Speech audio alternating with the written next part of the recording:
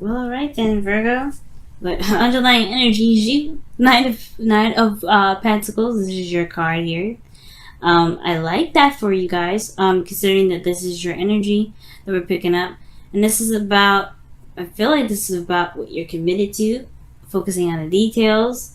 Not necessarily procrastination, because I don't know any Virgos that procrastinate, but I mean, maybe they did take their time. But the thing is that this is more quality over quantity with this kind of a night. Underneath here is the Lover. So I think this is about whether or not, this is about committing to something, commitment. The Knight of Pentacles is 100% able to commit to anything and everything. But I do say here that he can procrastinate or take a long time, especially when he's not sure of all the details. He's not really able to see very clearly what's ahead. He likes to take his time and look at it, right? To really reevaluate, right? So evaluate and reevaluate, to make sure that he's not missing anything before he jumps in at all, and, commits to it. Because once he does, he's in it for the long haul. He's committed to it. He's not going to break that. It's like signing his name to a lease. If he says he's doing something, he's doing it. And that's you guys, right? You guys will say, like, if you guys say you're going to do something, you're going to do it. Unless something ultimately has to give, right? And you can't do it, and you have to change it. You're changing your mind, then you're doing it. But there is this, like, slow behavior that comes up with looking at the details. You have to be slow, right? You have to take your time with it, because you're gonna miss something if you don't take your time. If you don't slow down. So there is a slow progress. There's a slow build up, but it's only because somebody's having a little bit of an issue with figuring out whether or not this is something they want to commit to or not. And like I said before, the Knight of Pentacles does not have a problem with committing. It's not like the Knight of Wands. He's not flaky. He doesn't, jump in one minute and say never mind the next second when the things get serious. He's in it for the long haul. But that's why he's so slow, because he wants to be sure whatever he goes into is legitimate. Like he's willing to sit through that for however long it takes to make it happen. Now, your situation here is very interesting. You have Justice here, which does communicate to me that there is maybe contemplation of marriage. And the reason why I say that is because of the Empress and the Lovers. Now, if I had the Four of Wands, I'd be more prone to be like, hell yeah, somebody's getting married, or somebody's, something like that. But take that with a very small grain of salt. I don't have all the cards I like to see here to say that 100%. You know what I'm saying? Justice, honestly, regarding an open reading like this for masses and everything like that, or for people that are watching on YouTube, I give the general kind of message for it, which is pretty much, especially with this being in your current state of being, it's about balancing the scales, right? Not necessarily correcting the wrongs or anything like that, but trying to find the balance in the situation, or really just balancing things out, right?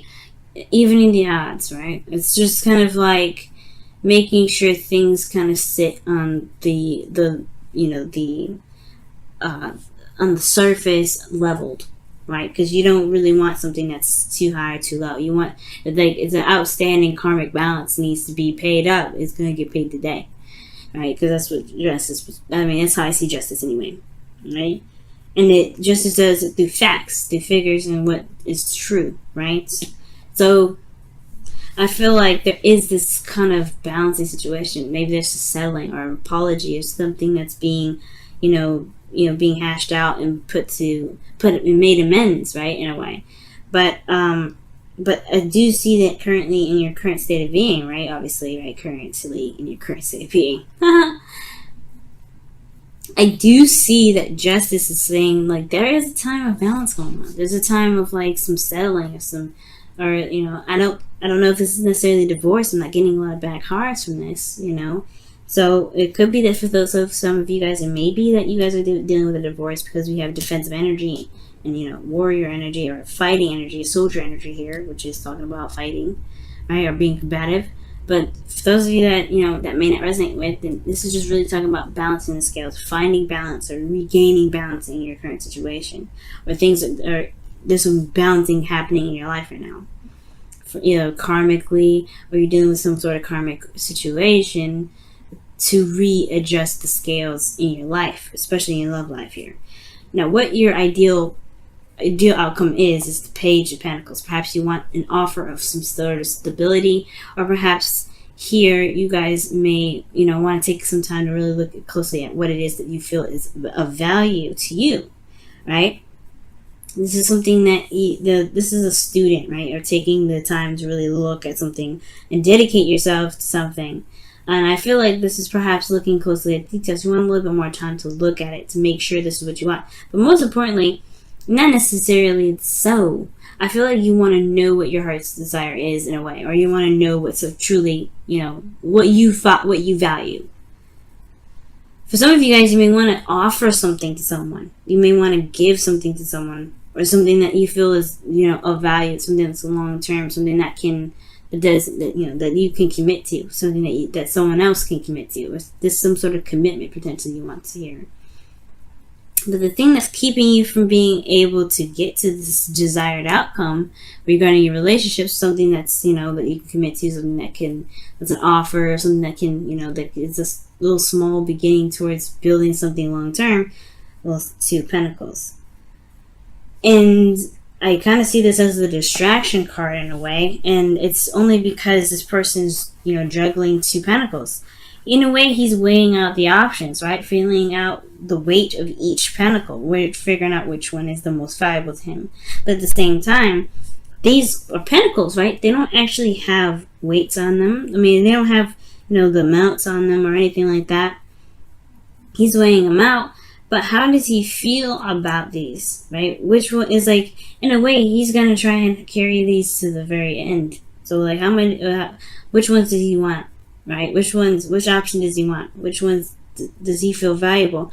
But how does he know which one is valuable if you just look at his emotions, right? Because the water behind the Two of Pentacles is obviously, well, the water behind the person, it represents to me emotions, feelings.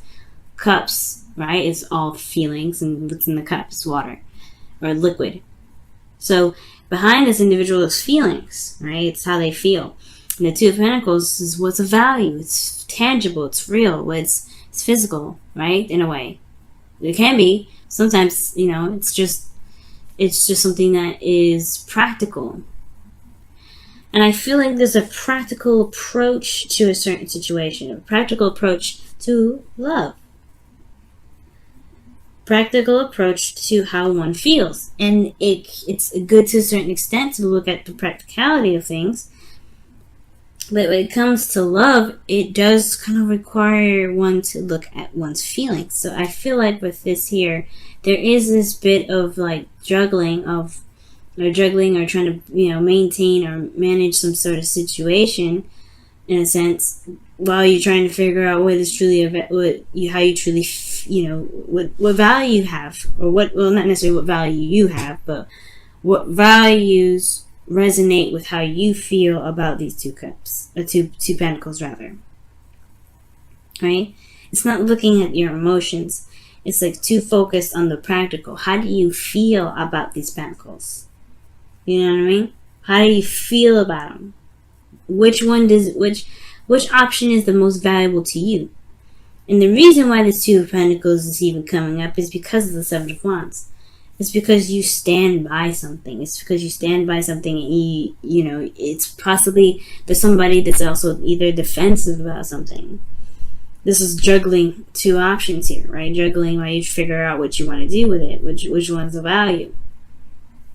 And I could feel it. I mean, for some of you guys, it could be that since you have two knights here, and the Empress, which is can be a person as well. It could be that there's two people juggling the situation, and there's balance, right? Maybe there's a decision that's having to be made about two people.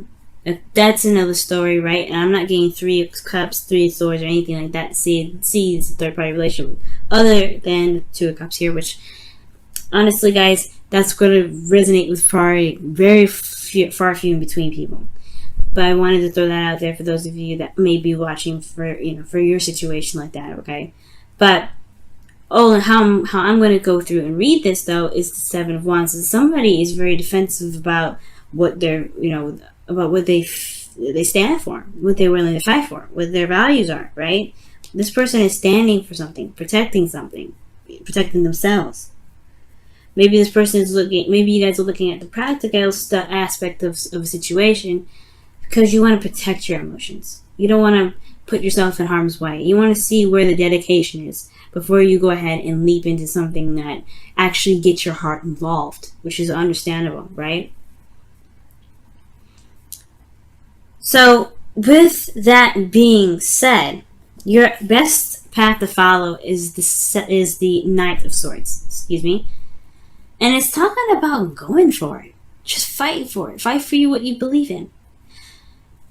The thing here is, with Justice coming up here, and then the Two of Pentacles, as the blockage for your desired outcome, I feel like this is talking about not just, looking at your emotions and also obviously understanding the value of your emotions, but it's also talking about creating boundaries for yourself, for your relationship, for the person that you're dealing with, right? Putting up some boundaries to protect you, so that way you can proceed to make decisions that you feel are worth your time, worth your effort, and everything like that, right? And I'm not saying that you guys don't have healthy boundaries, but what I am saying that maybe the boundaries do maybe need to be adjusted, changed, reevaluated, so that way you can make the steps that you want to make and still feel protected here, right? Focusing on the self is one of the things too. But the Knight of Swords talks about fighting for your truth, fighting for what you believe in. It can be a bit combative, but it's honestly talking about going for it, gunning it, and really just kind of knowing that you can handle the situation when situations arise. I'm going to go ahead and pull another card for the Knight of Swords as well to see why the Knight of Swords itself is coming up for your best path to follow. Okay, and you guys have the Knight of Swords, the Six of Swords, about transition, moving forward. It's a transition. It's a transition, right? Because you're leaving behind something that's familiar and traveling to a place that's not so familiar, but it leaves open space for prosperity, for things to start anew. So honestly, you're traveling to a new life in a way. When I see this, the Six of Swords, is traveling to a new life. Whether this is external, whether this is really happening, or this is internal, right? Leaving some things behind, leaving some values or some thoughts or some beliefs, right? Because that's what swords are: beliefs, thoughts, logic, communication, anything regarding truth behind to find a new truth, right? But you don't ever forget the lessons, the perspective that you have, which is why this person's carrying the swords with them. But you're not going to be associated with where they came from anymore, right? So with the Knight of Swords, it's like charging in with your truth, charging in with your perspective. Whatever you believe, you have that there with you. Have that knowledge of the self or awareness of yourself to be able to put boundaries, healthy boundaries for yourself, to be able to begin to start something new, to be able to start something small, but something that can really build to something awesome. Now, how you feel, guys? You feel excited. For some of you guys, this could be that could be connecting with an ex here, because the Ace of Wands it can be the rekindling of a flame. It can be. It doesn't have to be always. But the Ace of Wands is an exciting new beginning. It's exciting. It's about passion. This is a new beginning regarding how you feel, and it's one that's not only is influenced by how you feel, but requires action. Right? It's going to require action. I feel like you have this urge and this, that this is like truly, like not just exciting, right? But that this is coming from your heart. When the Ace of Wands comes up, this is like passion, creativity, everything that comes from you, right? And I feel like with love, obviously, right? This is taking action on how you feel. So, yeah, this is exciting. But then there's that hesitation, right? What if this person doesn't know how to behave, or not necessarily behave, right? Like, if they can be loyal, if they can commit, am I seeing the right things in this individual? But this is Venus is still in Virgo, okay? She's almost out of it, I think, but she's still in Virgo. So you're looking at the relationship of the other person, like, all right, do they apply? Does it apply? Does it work for me? Do they have some of the same values? Do they have a goal? Like, you're looking at the situation from a very practical sense, but how do you feel about that person? How does that connection feel? Is it exciting? I think it is. Because in your hopes and fears, you have judgment. You know that the decision that you make regarding this relationship is possible. It's going to change your life. Lovers, these two people that meet each other, their lives have never been the same since. Because love is transformative, right? But it's also about being true to the new you that arises from judgment, right? Because, like, you're not the same person that you were back then, right? You're not the same individual that has been through all those kissing the frogs, right? You're not the same person. You're totally new and revamped. And this relationship with this person looks like a soulmate connection. Just because you have justice and the love is there. Automatically, I feel like this connection is going to change your life. It's going to change you. But it's not going to be the other person that changes you. It's you that's going to be changing you. Why? Because you're going to be doing something different. You're going to be doing something that is, that shows you that you changed for you. You're doing all of this for yourself. When you get into a relationship, you're not doing it for the other person. You don't ever get into a relationship for the other person. You go into the relationship for yourself. So I feel like with judgment here, like, that's one hell of a transition, or not even transition. This is transformation, right? And call to action. Already talking about action. This is a different approach. This is a different way of how you handle love, especially when it comes to just emotions and looking so practically at a situation. And I feel like, I honestly feel like, although it's kind of scary to kind of go that route, and that really is all about based off emotion and not really about, what's there, I feel like it's going to show you something about yourself that you probably never even really truly realized or embraced that much. It's going to show this creative and this passionate side of you that truly makes you feel like, you're capable of manifesting anything. Empress in the outcome, right? I feel like in the outcome, you can manifest abundance. You'll manifest something. You manifest whatever you want to manifest. You're the creator of your own destiny. Now, with Empress here, this does talk about, domestic situation, right? It can be. But it also talks about, right? It also talks about, comfort in a way, stability. Because she's comfortable with that. She's always stable.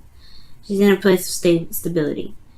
Why? Because she created the abundance around her to make herself stable. Because she attended to what she felt. She knows how she feels. The water, this little, I don't know if y'all see it in the very background here, but there's water here. That's a stream. That's emotions there. She lets her emotions run. She lets her emotions run. She's very patient. And honestly, the Empress is such a beautiful card to get at the outcome, because I really feel like this is showing you guys, or telling you guys here, that there's something beautiful that can be created with this relationship, with you just being in it, with you being so attentive to details. This is also the card for Scorpio, or actually Taurus. This is the card for Scorpio. Pluto is all very transformative. But it's very interesting how you have the opposites here. Jupiter in Scorpio. And then you have Uranus in Taurus. Changing how you... changing your value system. That's what this is all about. So, with all this said, let's go and take a look at your romance angels. Flirt. Wow. And it says, extend your lighthearted energy to others. That's talking about like being the ace of wands in a way, right? Having fun, being expressive, taking action. Oh wow, taking action. And this being aware, when it comes to flirting, it has a lot to do with, feeling too. Like, you have to feel in order to be able to flirt. Like, if you don't feel anything, flirting is going to be hard. But I feel like it's more of like talking about entertaining the idea and actually going with how you feel.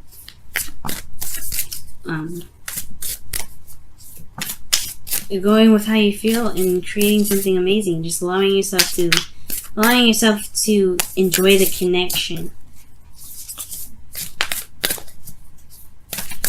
Right, so let's go ahead and take a look at wow, the whispers of love. And it says, be willing to express love. When we express love, we begin to receive love. And I feel like that's the Knight of Swords. Both of them, actually. Flirt, express your love, communication, guys. The Knight of Swords is communication. The Knight of Swords communicates his truth very bluntly, very openly. He doesn't have a problem with saying something or saying anything. And perhaps maybe the only thing that you guys really need to do is just communicate how you feel. Right? The Knight of Swords is like saying, hey, you know your truth, speak your truth, go for it. You know what you want, you know what your truth is, go for it. Don't worry about this other practical stuff. Just focus on what's going on now. How do you feel? The Knight of Swords, he's impulsive, just like the Knight of Wands. He kind of runs in fast. The Knight of Wands, he's the fast one. I feel like he's the fastest knight because he knows the truth and he goes with it. He runs with it. He just goes. Nothing's stopping him. Nothing's keeping him from doing anything. Nothing's keeping him from being able to just express what he wants. And I feel like just allowing yourself to just be, allowing yourself to feel, allowing yourself to just go with it. You can create so many beautiful things because of your attention to detail, because of what you feel is valuable, and you can connect those two and create those beautiful things. But it all stems from how you feel.